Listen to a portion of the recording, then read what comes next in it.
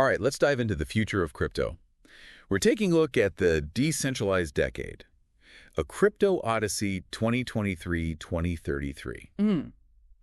It's like having a time machine. Yeah. It's going to be wild. It is.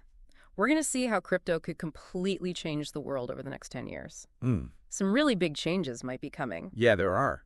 From how governments try to control it, To how eco-friendly it could become, to even like quantum computers, Oh, yeah, those are going to be a big deal. Like, this isn't just about will Bitcoin go up or down anymore. This is like how it could change your life, like big time. Yeah, absolutely.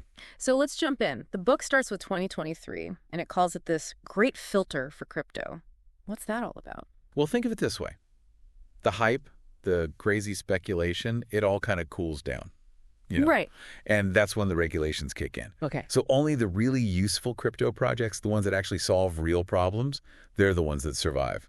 We're not talking about those meme coins or all that hype anymore. Oh, it's where crypto, grows up, I guess you could say. Oh, interesting. Yeah. So it's not about getting rich quick anymore. Right. It's more like, what can this technology actually do, though? Exactly. It's about making a difference. Okay, I like that. But then in 2025, things get a little, I don't know, a little tense maybe, with this thing called the Dubai Accord. Oh, yeah. That's a big one. The book says it's like this global agreement on how to regulate crypto. Like there's going to be mandatory KYC for every exchange, taxes on any profits you make, that kind of thing. Hold on. So does that mean if I'm just buying or selling crypto, Yeah, I got to give up more personal info than I do now? probably. Yeah, And I'll have to pay taxes? Like regular taxes on it? most likely. Yep. That's going to be the trade-off. Huh. Okay, well, so on the one hand, you've got more transparency, right? More accountability. It's probably going to make the whole market more stable. Yeah. Because we can bring in those big investors, like institutions. Definitely. You're talking Bitcoin ETFs in your grandma's retirement portfolio. Whoa, that's crazy to think about. Right, but that's the other hand. It might push away some of the, the real crypto diehards. The ones who don't like being told what to do. The ones who want total decentralization no matter what. Yeah. So there's going to be tension there. So it splits the community. Like one side loves regulation, the other hates it. That's what the book says. It's going to push some people to like these offshore DeFi havens outside any government control. Sounds like a recipe for, I don't know, trouble. It could be. Yeah. But let's skip ahead to 2027. Okay. This is where the book gets really interesting, especially if you care about, the planet. Oh, yeah. It calls this the green revolution in crypto. Okay, tell me everything. Well, first of all, they think Ethereum finally switches over to proof of stake. Right, which uses way less energy. Way, way less. Yeah. And that starts this chain reaction across the whole crypto world. So are we saying goodbye to those headlines about, like, Bitcoin using as much energy as a small country? I think so, yeah. Crypto's going green. Wow. Like, imagine solar-powered Bitcoin mines in the desert or using geothermal energy. Oh, cool. And there are even these carbon-negative tokens that emerge. Hold on, carbon negative. What does that even mean? So imagine a token, like EcoCoin or something. It's backed by reforestation projects. Okay. And every time someone buys or sells it, money goes towards planting trees. So you're, like, investing 80, helping the environment. Yeah. Your investment actually offsets carbon emissions. That's amazing. It's like crypto with a conscience, Exactly. And it's not just individual investors. The book says even big companies like Tesla, they start accepting these green Bitcoins. Oh, wow. Remember when they stopped taking Bitcoin because of the environmental stuff? Yeah. So this could really change how the whole world sees crypto. Absolutely. It's not just about making money anymore. It's about making a difference. Yeah, I like that. I like that a lot. It's a whole new way of looking at things. Yeah, it really is. It's pretty exciting. It is exciting. I mean, who knew crypto could go green? Right. Times are changing. They really are. Okay, so we've got crypto going green, but what happens next? Well, things get even more interesting in 2029. Oh. But we'll have to save that for the next part of our deep dive. Okay, I can't wait. I'm hooked. I think you'll be surprised by what the future holds. I bet I will. Yeah. All right, everyone, be sure to join us for part 2 of this deep dive, where we'll explore what happens when DeFi eats the world. It's going to be wild. Definitely wild. See you then. We left off with crypto, like actually going green. Yeah. Which is pretty awesome. But in our book, The Decentralized Decade, things get, I don't know. What? Kind of scary in 2029. They call it DeFi eats the world. A little ominous. It's a big turning point.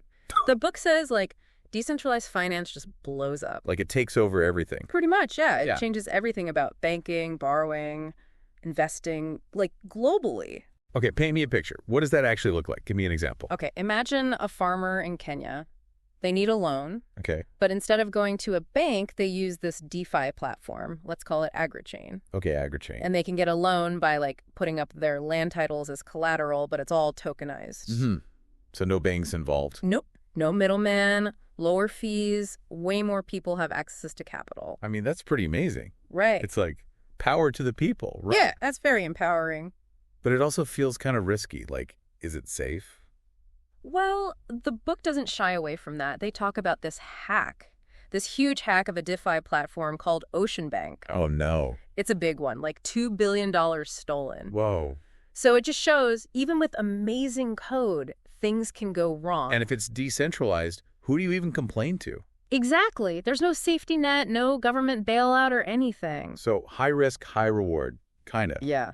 You really got to be careful. Do your research. It's not for everyone. And that's just the beginning, right?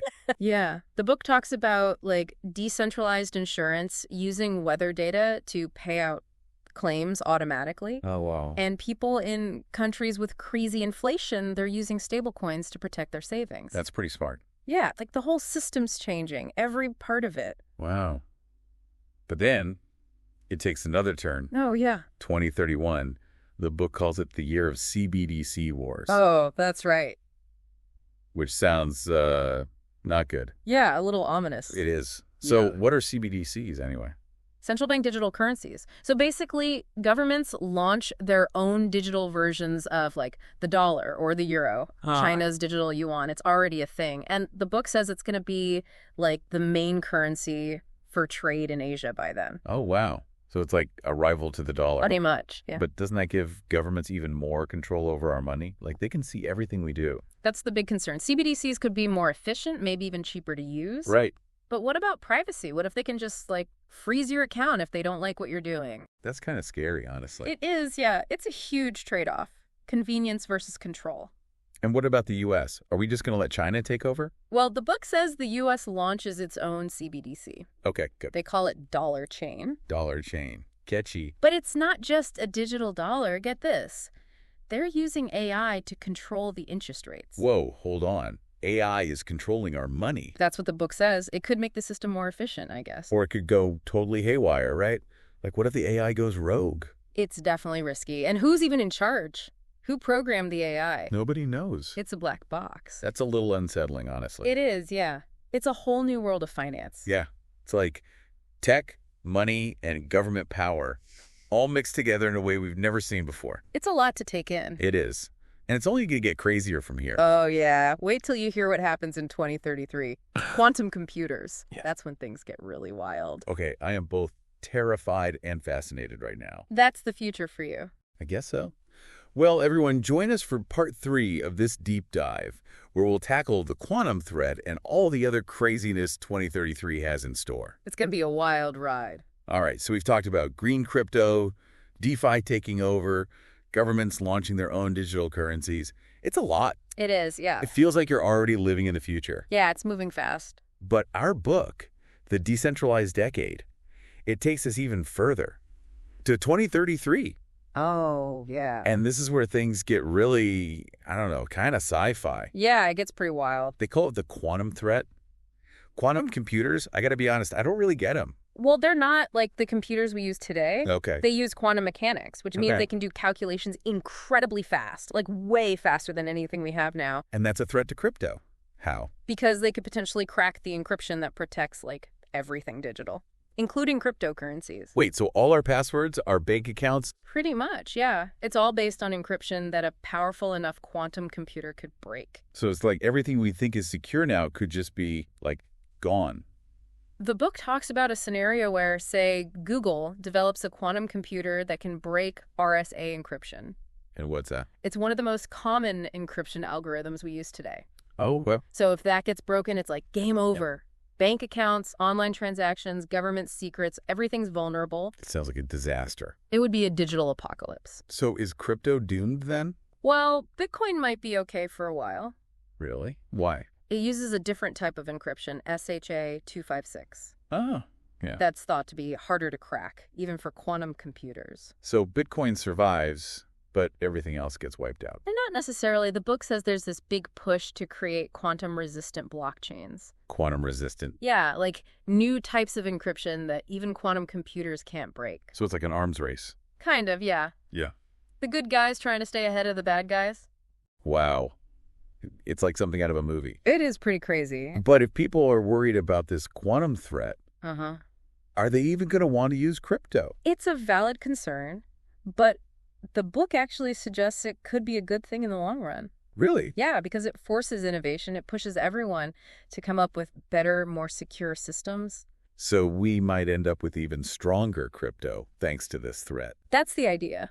That's kind of cool, actually. It's like a challenge that makes the whole space better. I like that. Turn a problem into an opportunity. Right? Exactly. But it's one more thing. Oh, what's that? So in 2033, the book says these AI-powered DAOs... DAOs. Decentralized Autonomous Organizations. Basically, organizations run by code. Yeah. They start getting legal personhood. Hold on. What does that mean? It means they're treated like actual people in the eyes of the law. Like they can own property. Yeah, enter contracts, sue people, all that stuff. Whoa. That's kind of scary, isn't it? It's definitely weird. Like, who controls these AI DAOs? Who's responsible if they do something wrong? It's like we're creating this whole new class of, like, beings. It's like a whole new level of decentralization. Nobody's really in charge. This book is really blowing my mind. It's a lot to process. So, by 2033, it sounds like crypto has changed everything. But is it for better or for worse?